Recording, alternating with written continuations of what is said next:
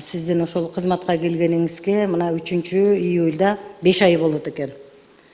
Бул 5 ай деген Марат мырза чоң, тиги Эркин мырза чоң, Эркин Маратович чоң эле убакытта 5 айды. 5 айда эмес, мына айрым мэрлер барып 1 айда өздөрүнүн мындай курсун алып, эмне кылат, ошо өздөрүнүн программаларын, өзүнүн мындай мамлекетте ошо реформа жасаганга багыттарын элге, коомчулукка дайым болуп калып атат да.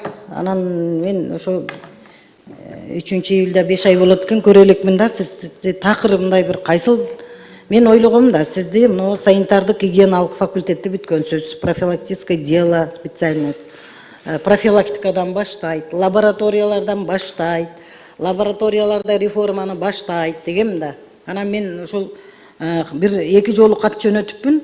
Март айында эң акыркы жөнөткөнүм. Улуттук лаборатория уюштургула, потенциалды жогорулатышыбыз керек улуттук лабораторияны деп. Мына президенттин дагы тапшырмасы болду, туурабы, лабораториялар боюнча.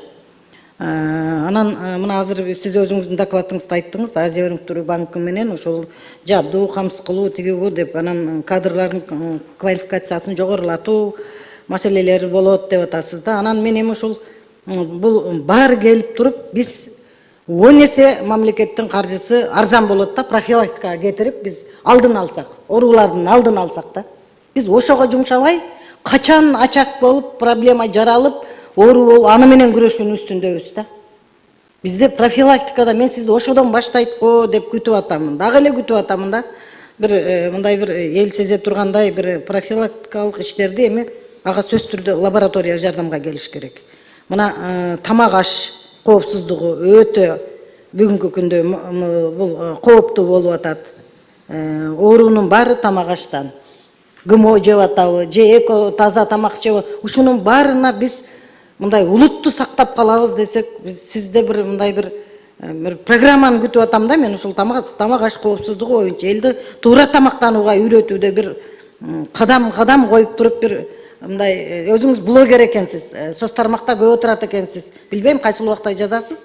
Убакыт болбош керек да сиздей министрдечи. Кайсы убакта блогерлик кыласыз билбейм.